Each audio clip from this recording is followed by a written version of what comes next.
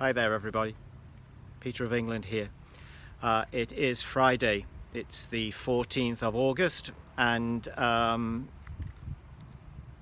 it's disappointing news that I hear on the radio, and it's disappointing news that I read in the newspapers, and so I thought I would make a video just to try and alert some people out there who might be a little more open-minded about this so-called pandemic that's raging throughout the world.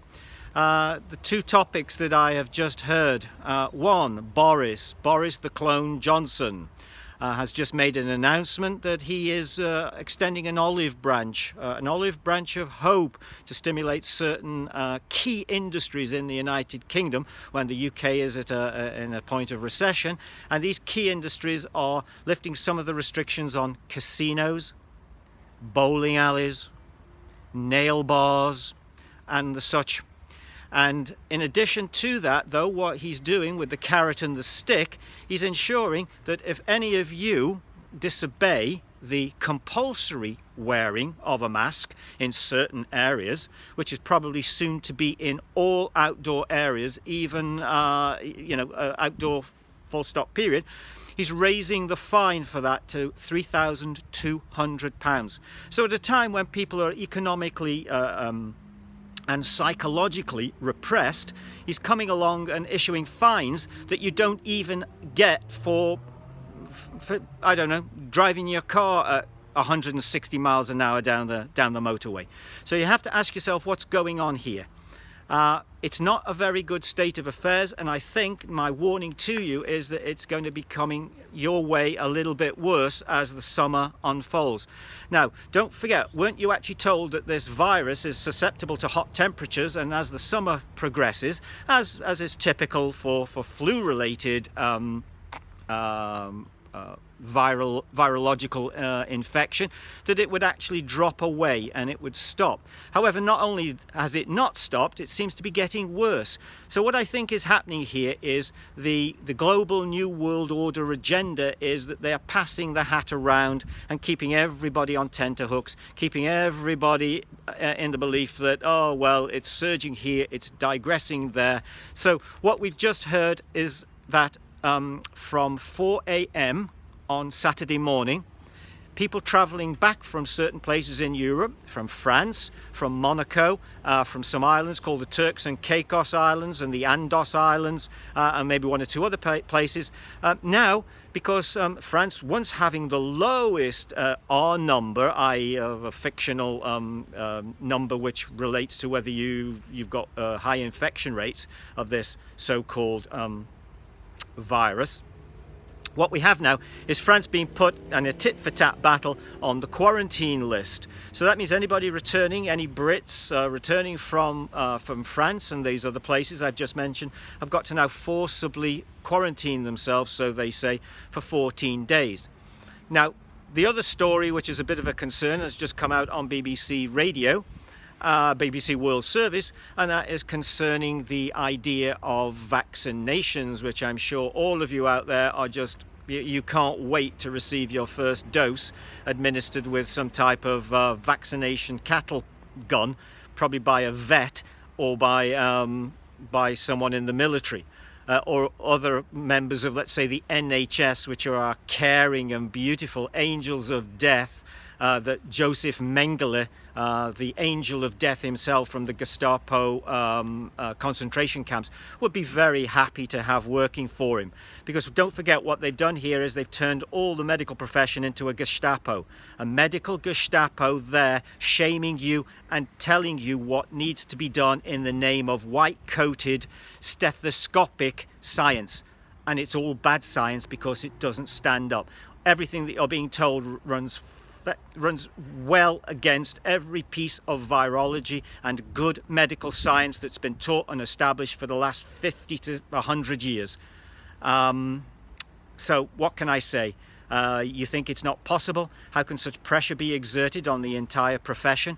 Well, it's all a top-down approach, and if you don't comply, they'll take your license away, and you lose your golf club membership, you lose your top-of-the-range BMW or your Porsche car, and so mortgages can't be paid and people comply.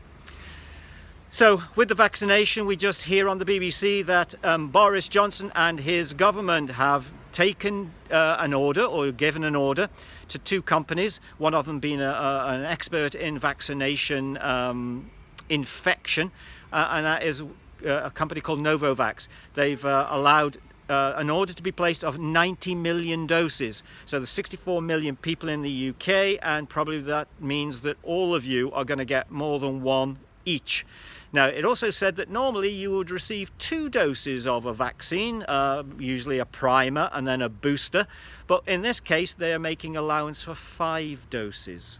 And don't forget, it's experimental, so you're probably going to end up growing cow's ears and maybe a pigtail, and as they're referring to you as building up or hopefully acquiring herd immunity, that gives you some idea in what light they refer to you in.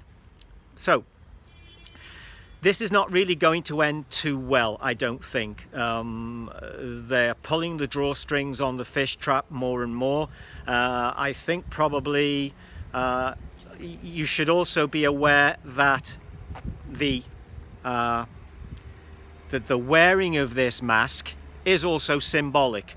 If you muzzle a dog, if you muzzle a wild animal, what are you in effect doing? You're actually putting something across their mouth and saying they have got no right to either bite, eat, do whatever. So it's a muzzling of you, and so this is also something you've got to look at, and the fact that these masks have been proven. For all of those of you who are cigarette smokers or vapors, do one thing for me now. Go out in the street, get your vape, yeah? Keep your mask on, yeah? But put your vape up here and then just vape and then blow. And you will see the smoke comes up from your eyes, it comes out from the side, it comes through the mask. Why is that an interesting experiment for all of you to start doing? Well, the masks are totally ineffective from spreading the outpouring of any type of air that's coming out of your mouth that might have any type of virus in. Viruses are much, much smaller than these small tobacco related products. So you can see how inefficient it actually is. So the mask is in effect a gang symbol. Wearing the mask is a bit like wearing the skull tattoo on your t-shirt or your bags for the 322 code for the Skull and Bones Society and some of the Masonic orders. That's what it's all to do with. It's all to do with this gang membership. So at a time when you are being squeezed, at a time when you are being forced into complying with a police state dictation, then what I suggest you do is you come along now and maybe operate in something called creative dissent. And the creative dissent involves you being willing to pay for the fine. And being willing to pay for the fine means that you will be taking on the government, taking on all responsibility, and doing it though in a creative manner. And what I suggest you do is to go to the website www.freemanlegalservices.com, go up to where the voucher is at the top and look to pay your fine with the voucher. Because under Section 86 of the Coronavirus Act 2020, there is provision in that act for monies to be made available for anyone that in effect has suffered as a consequence of the coronavirus. So at a time when they're doing things like this to you, at times when they are actually increasing the pressure, when they're turning the screw on you, then why don't you just use something creative and do something whereby you can actually stick 2 fingers up to them, and it isn't V for the you know what, it's V for vindication, it's V for vendetta, and it's you taking a stance against what is coming down the line. Now, I'm also hoping to do another video very soon, because I've got a proposal that I'd like to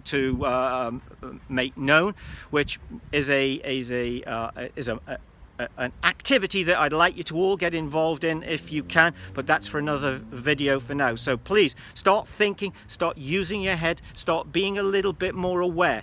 It's not difficult for you to do a little bit of research, see what people like Dr. Rashid Butta have to say, people like Dr. Shiva Ayurvedani, I think his name is, in the United States. Also go and research what this Doctor of Death Fauci, who is part of the World Health Organization and part of the Center for Disease Control Center in the United States, said about masks earlier in the year. CNN, look it up. Dr. Fauci says he recommends people not to wear a mask. He says just the opposite, with touching their face, with the mask getting covered in all sorts of difficult things and bits, as you can imagine. It's actually going to create more problems than it should solve. So he actually said there is no need to wear a mask, and so how can we have jumped to this now compliance? And what the compliance is so that, just like in ancient Rome, when all the slaves were ordered to wear a particular mark on their shoulders so they could be distinguished from the people in the Senate, this is what in effect is being done now. So what they're doing now is they're testing compliance.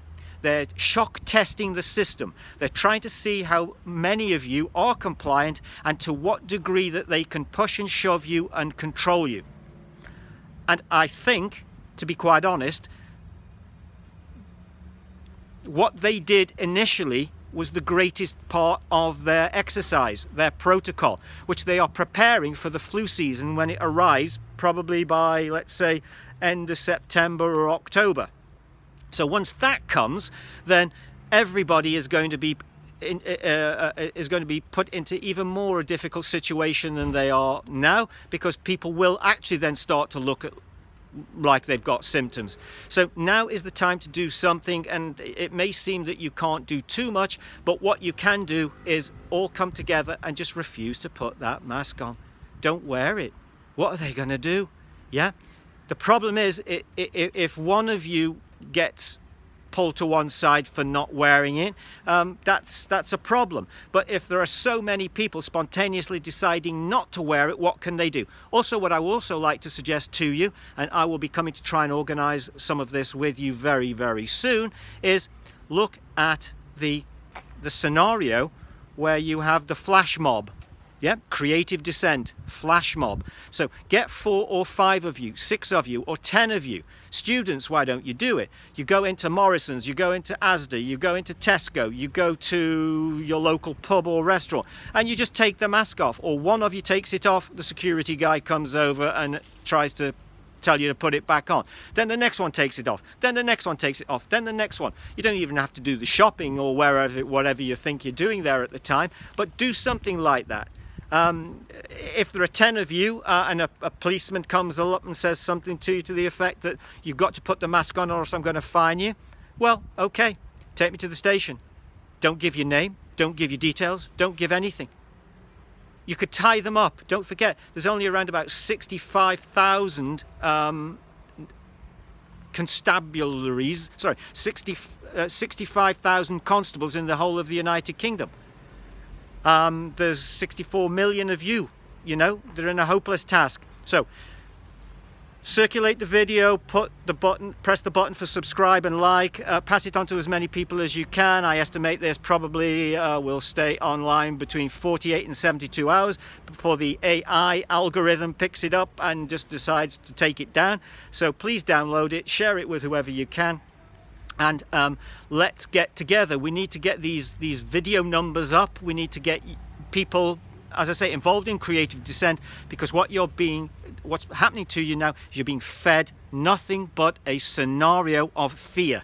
Just look at it. It's fear, fear, fear, fear. Fear from each other, fear from an invisible enemy out there. It's World War III, and the enemy can't be seen. It's a silent weapon for a quiet war. Thank you.